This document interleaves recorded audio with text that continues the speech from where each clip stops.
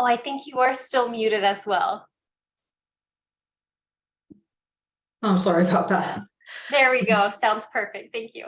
Okay, good morning, everyone. Again, I'm Gada Tala, one of the preventive medicine residents at WVU. And today I'm going to be talking about work-related asthma.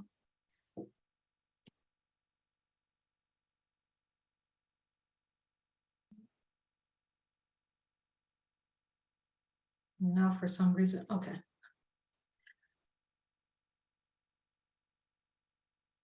So work-related asthma is the most common occupational lung disease. It's likely underdiagnosed in the clinical setting.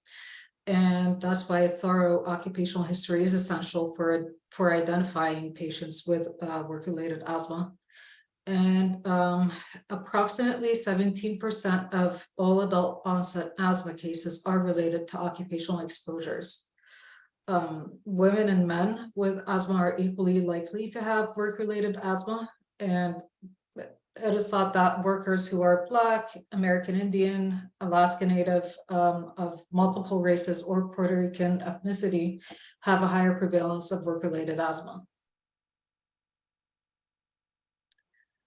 So work-related asthma is described as asthma that is caused by or worsened by occupational environmental sensitizers, irritants, or physical conditions. The symptoms are generally the same as those of regular non-work related asthma, and they include coughing, wheezing, chest tightness, and shortness of breath. The response caused by an inciting agent or conditions only found in the workplace, and it is characterized by inflammation, edema, bronchoconstriction, and buildup of mucus in the airways. So there are two main types of occupational asthma that have been recognized. There's the immunologically mediated, and there's the non-immunologic or irritant mediated. The immunologically mediated includes IgE and non-IgE mediated responses following chronic exposure and sensitization to high or low molecular weight agents. And the non-immunologic is just irritant mediated, and it includes reactive airway dysfunction syndrome caused by either a single high level exposure to an irritant or irritant induced asthma caused by multiple high level exposures to the irritant, and possibly asthma caused by chronic lower level exposure, although it's controversial.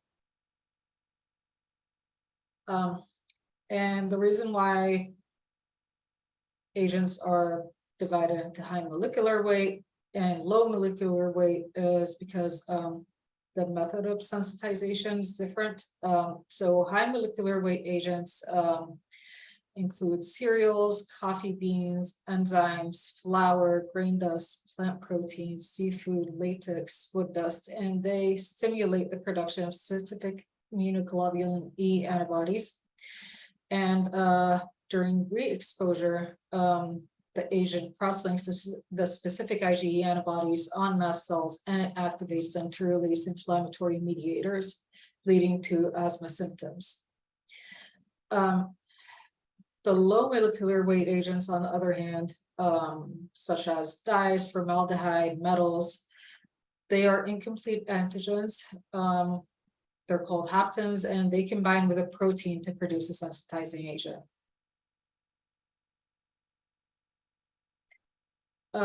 Now, when it's a sensitizer cause asthma, the onset occurs after a latent period of exposure.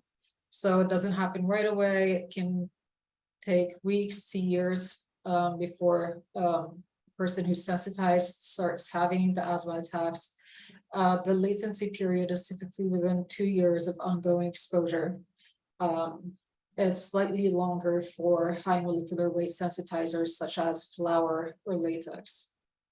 And once the sensitizer-induced occupational asthma is present, the timing of worsened asthma symptoms in relation to the exposure can range from immediate, within minutes, to late, typically 4 to 8 hours after exposure. And this just summarizes what I was saying before, so work-related asthma divided into occupational asthma caused by work, or asthma that's already pre-existent but is exacerbated by work. And the occupational asthma is divided into sensitizer-induced with a high molecular weight or low molecular weight sensitizers, or irritant-induced, and which is non-sensitizer or.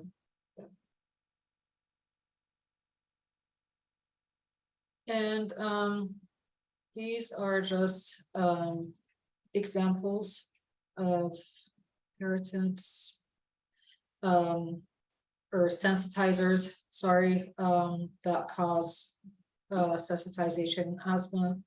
And they're talking about which industries have which sensitizers. So for example, with jewelry, workers exposed to platinum can get that. With foam coatings, adhesive productions, you have isocyanates. Bakers get exposed to flour, amylase, other enzymes. Woodworkers and furniture makers get exposed to red cedar and other wood dusts. And laboratory workers and animal researchers get exposed to certain animal proteins and so on.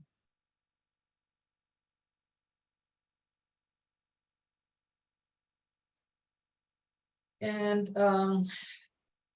this table divides the agents into the high molecular weight and low molecular weight agents. And as mentioned before, plant antigens, cereals, flour, green coffee beans, those are high molecular weight agents. The wood dusts are low molecular weight agents. Latex is also high molecular weight agent. Dyes are low molecular weight agents.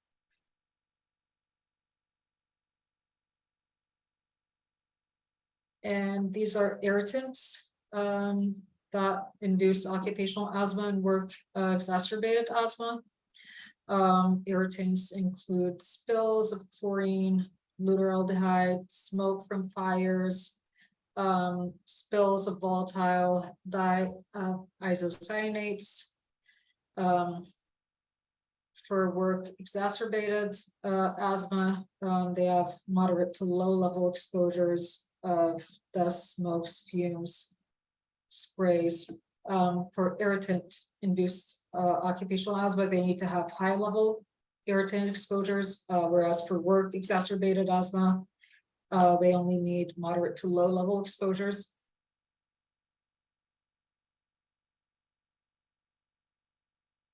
And to diagnose work, oops. So to diagnose work-related asthma, first of all, it should be considered as one of the differentials for all working patients with new onset asthma or asthma that clinically worsens after previously being controlled. And the diagnosis is based on a combination of medical and exposure history, physical examination, and medical tests, such as pulmonary function tests. Now for the history, patients should be asked screening questions about their working conditions. If their answers suggest a connection, then a comprehensive work history should be obtained. This history includes details about current and past job titles, job descriptions, and known exposures. There is an electronic occupational exposure history form that is available at the Agency for Toxic Substances and Disease Registry website. When taking a history, we should evaluate the temporal relationship between clinical symptoms and the patient's work schedule. Symptoms for work-related asthma tend to get better on weekends, vacations, or other times when away from work. That's the typical temporal relationship, but in some cases, symptoms don't improve until an extended time away from the exposure trigger. So we might not have a temporal relationship in the history while a person is working. We might need to take that history or see what happens after they're away for a holiday or an extended vacation. that is longer than a typical weekend or a few days. And during the weekdays, work-related asthma symptoms, as mentioned before, can occur during work hours or might be delayed, occurring several hours after work, such as in the evening. So if a patient is having symptoms in the evening, doesn't necessarily mean that the irritant or the sensitizer is present at home. That's why we need to see the temporal relationship if they're still having those symptoms when they're working and if they don't have them on weekends. And one thing we need to keep in mind is symptoms of severe work-related asthma might not improve from when the patient's away from work. So if the symptoms don't improve, it doesn't necessarily mean that they don't have work-related asthma. Patients with occupational asthma from exposure to high molecular weight sensitizers might have also associated symptoms that could give us a clue that they are having occupational asthma, and those symptoms are allergic rhinitis and conjunctivitis. They may start prior to the onset of occupational asthma or occur at the same time. Another thing that should be noted is changes in asthma medication use. So if a patient is increasing the use of their rescue inhalers, it can be an indication that asthma is progressing. In addition to history, there are objective tests. Some of them are easy to do and available, others not so much, but these tests include serial sorry, I'm having a thought block. So you get what I'm trying to say. So also spirometry, peak expiratory flow rates. There you go. Other than that, spirometry, including bronchodilator reversibility testing and methylcholine challenges, exhaled nitric oxide levels. These support allergic asthma diagnosis because for IgE-induced asthma, it induces the production of nitric oxide. So that would give us a clue for allergic asthma, but it doesn't necessarily differentiate between occupational induced asthma and pre-existing asthma, but it does differentiate between irritant asthma and allergic asthma or allergen induced asthma. Other tests include sputum testing, serologic testing to measure IgE antibodies for specific allergens, and skin prick, patch, or intradermal testing to look for allergic reactions to specific substances. And as mentioned before, sometimes for the history, you need a short period away from work. Also for testing, sometimes you might need a short period away from work to help diagnose the patients and have improvements show on the pulmonary function tests, such as the ambulatory peak expiratory flow rate or the bronchial responsiveness measured by the methylcholine challenge test. And as mentioned before, sometimes it takes a longer time for improvement to occur when away from work. So having a regular weekend might not be enough. And the patient might need several days or a longer period of time away from exposure and might need to get the test done over a holiday period. So other tests, other diseases to keep in mind that may mimic or have similar symptoms to occupational asthma are COPD, non-asthmatic eosinophilic bronchitis, hypersensitivity pneumonitis, vocal cord dysfunction, and obliterative bronchiolitis. To treat work-related asthma, there are two important factors. The first one is avoiding the environmental triggers, and the second one is medically controlling clinical symptoms. To avoid environmental triggers, there should be a reduction in exposure to irritant agents, such as environmental tobacco smoke, strong fumes and fragrances, extremes of temperature and humidity, and exposure of further and avoidance of further exposure to sensitizing agents.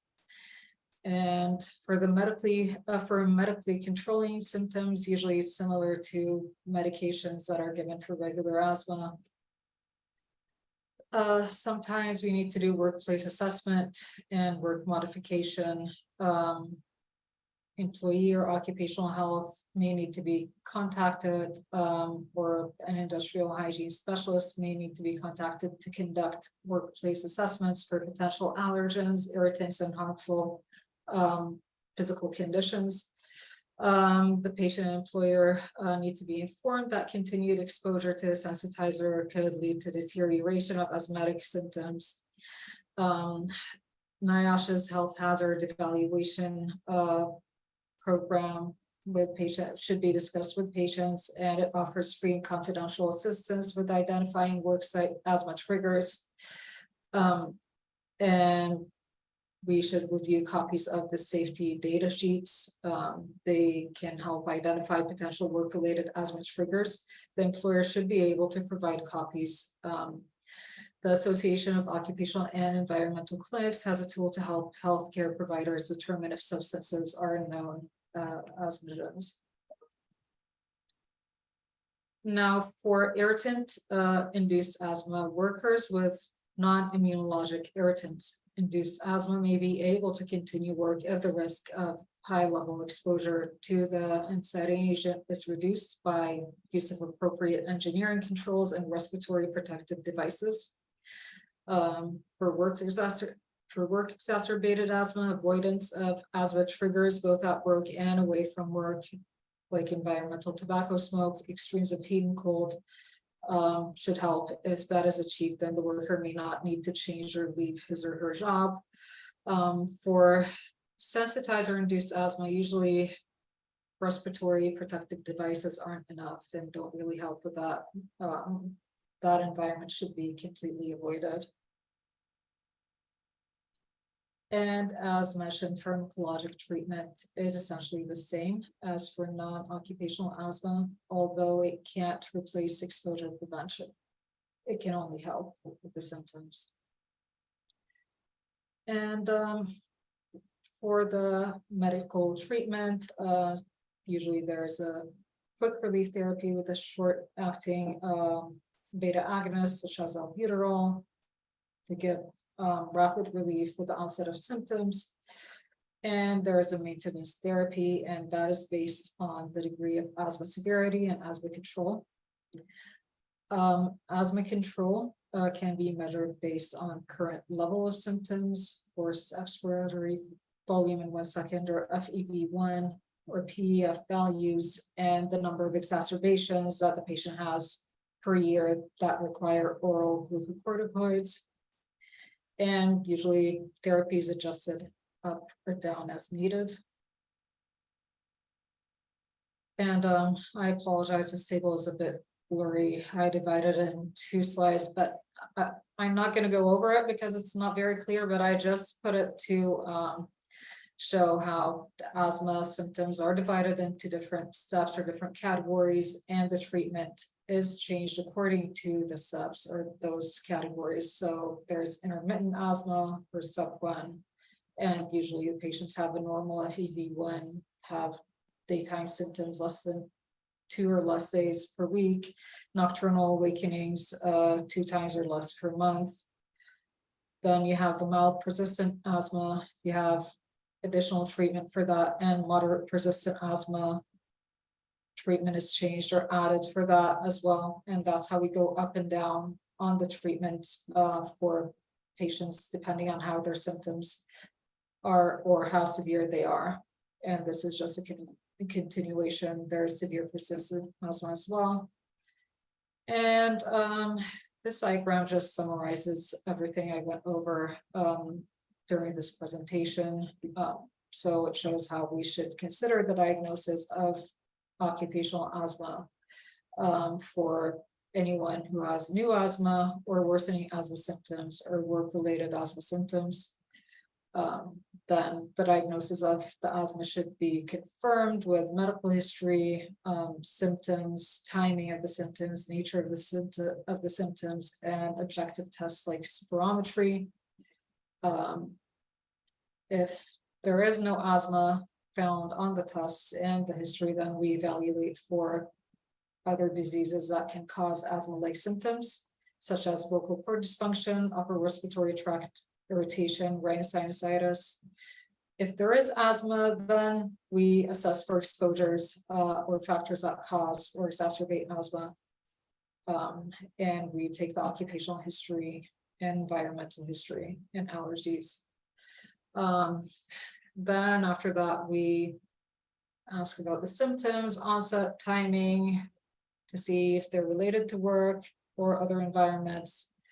And we do the peak expiratory flow rates and spirometry and other tests. And then we divide, based on that, we divide the patients or the causes of asthma as work-related or asthma but not work-related. And if it's work-related, then we decide if it's occupational asthma that is caused by sensitizer or an irritant, because based on that, the treatment could be different, the management could be different. And that's all I have for my presentation. These are the references that I used. Thank you.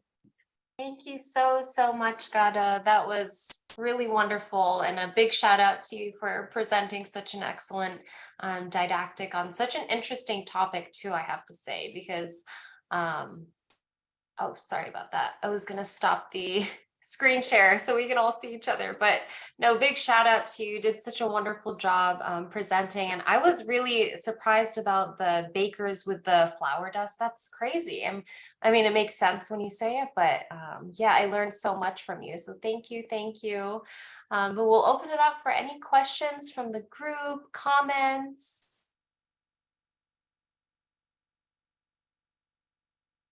And I will say you're welcome to use the chat feature as well, and I'm happy to read out any comments or questions.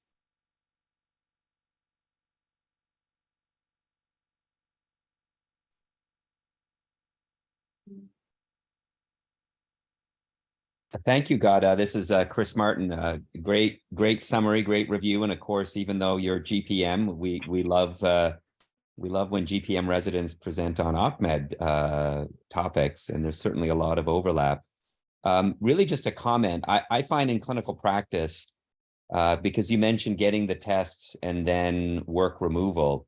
For the sake of all the residents here in practice, it's best to get all of the tests done while they're working, if you can, if it's safe to keep them working. Get all of your tests and then do the removal from work and repeat the test if necessary. So you might have to wait a few weeks if you're relying, for example, on a methacholine challenge test. But sometimes it can be tricky to try and move workers in and out of the workplace. And if you have all of the tests while working in place first, then you remove them, then you repeat them, you're not left with some of the struggles that can arise if you remove them, if you do it in the other order, if you understand what I'm saying, because then you might find difficulty getting them back to work in order to repeat the tests. So do them while they're working first, then remove them, and then repeat the tests.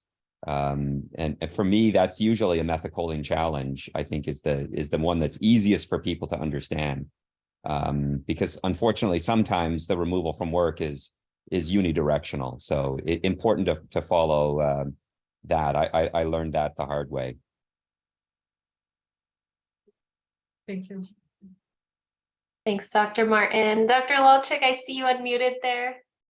Well, I just wanted to thank Gada as well for a great presentation and for making clear those distinctions between irritant-induced asthma and sensitizing agents in the workplace, and the fact that asthma as a disease is the same, when it's generated in the workplace as outside. And so it can be tricky to make the work connection. And I appreciated Dr. Chris Martin's comments about that getting the tests while the person is still in that environment, as long as it's safe, is really helpful in making that determination. But thank you very much, Dr. Atala. Thank you. Yes, I second that. Thank you so much. And I know Dr. Doyle isn't able to be on here today, but I know he would have really enjoyed this as well. And he always does a great job, calling out the respiratory therapists and stuff we have on the call here. So if anyone has any comments on maybe you've seen some folks in your clinics with work-related asthma, I'd be really interested to hear some of those. But Dr. Werntz, I see you unmuted there, and please drive safely. I'll turn things to you for your comment or question. I might wait till I got to the part of the drive where I have service again. So the quick question I had was, you mentioned using testing to document asthma. What tests specifically do you recommend to identify workplace asthma, and how do you actually do that in a way that's clinically useful? That's usually the spirometry tests. And that's what kind of documents the asthma, and they do the methylcholine challenge with that Dr. Martin mentioned. And there's also the reversal with the beta agonists. And that's how we kind of document that it's asthma. If there isn't that much reversal with the beta agonist, then we think maybe COPD or something else. But that usually gives us an indicator that it's actually asthma. Do you endorse using the reversibility alone? Because a lot of COPD people will still meet ATS criteria for reversibility when it's really just COPD. How do you tell those apart? I mean, honestly, I'm not sure. There are a lot of tests that could be done. The methylcholine challenge test could be helpful, but honestly, I'm not sure about that.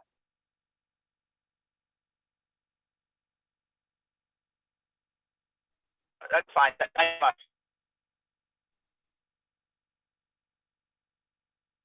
Thank you for your questions, Dr. Werntz. Any other comments, questions from the group? And Brandy, I didn't know if I feel like you might have some good commentary on this topic as well. So if you had any experience with work-related asthmas, I would love to hear some of those.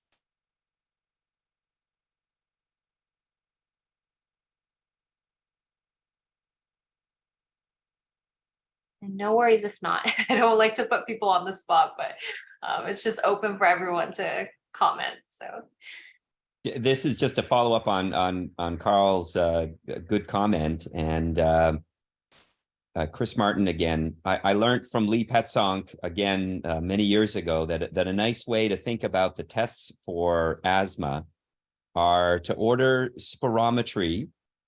And if the spirometry is abnormal, do a bronchodilator. If normal, do a methylcholine challenge test. That's kind of the way to think through it. And you can actually order it that way. A lot of our patients come from quite far away.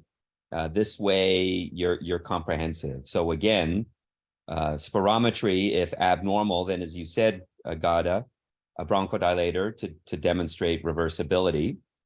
Or if it's normal, it doesn't rule out the presence of asthma. As you said, it's intermittent airflow obstruction. So if the spirometry is normal, that's when you want a methylcholine challenge test. And if you think of it that way and order it that way, then the patient from outlying areas doesn't have to come back and forth for multiple visits.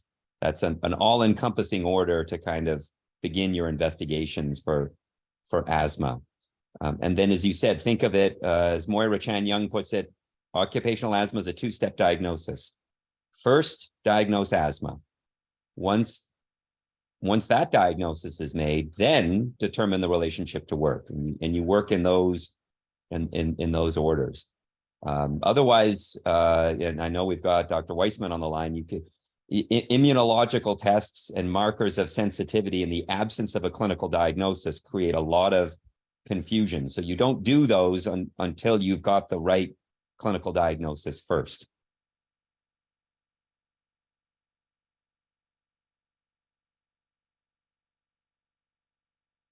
Yeah, you mentioned my name, so I'll jump in and I'll say the immunological tests are definitely useful to establish work relationship.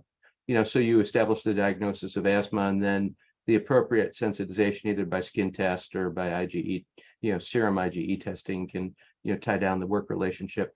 Gada, I had one question for you. One of your slides said that if you diagnose, work-related asthma, that you should, reach out to the patient and their employer. What do you do if the patient is worried about their job and they don't want you to contact the employer?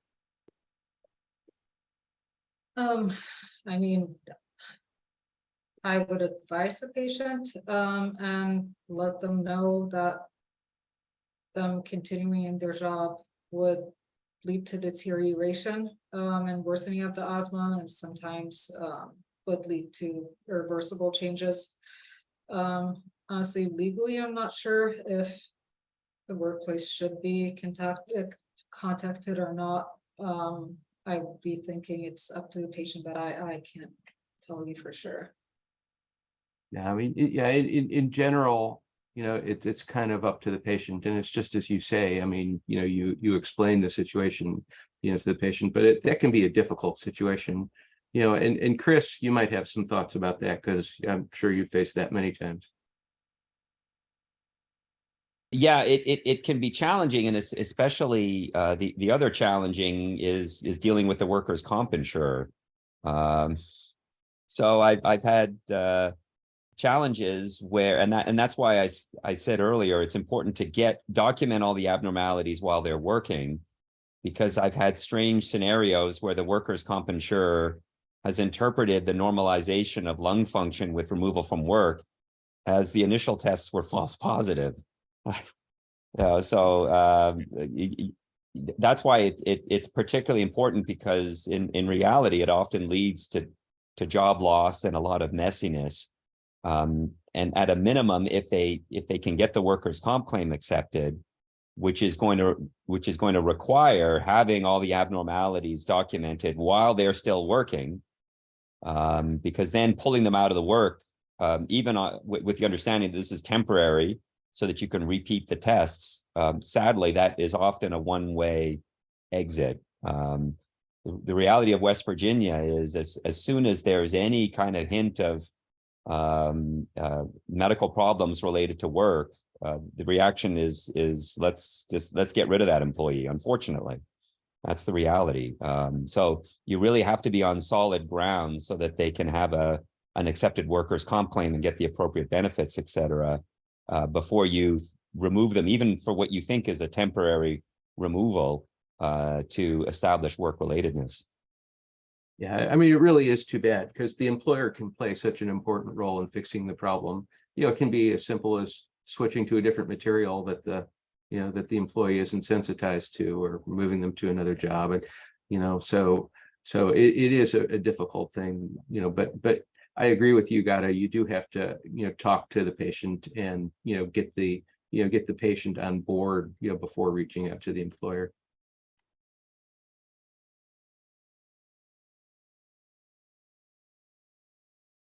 Thank you all so much. And Brandy, thank you for chatting in as well. She just mentioned that she doesn't really have many patients complain about work-related asthmas. Most of her patients are heavy smokers, and they usually assume that that's why they have shortness of breath. So thank you. That's very insightful. Any other questions, comments?